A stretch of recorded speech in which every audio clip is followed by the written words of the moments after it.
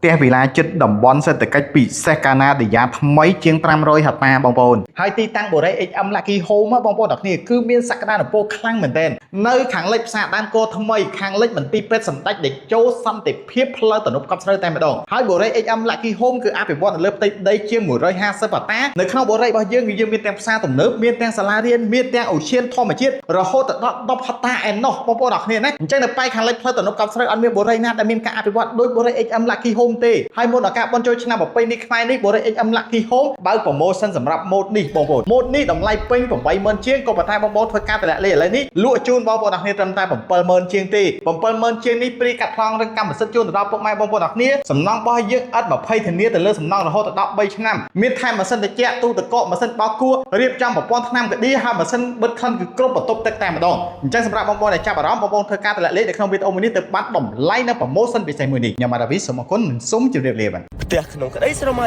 នៅក្នុងបុរី HM Lucky Home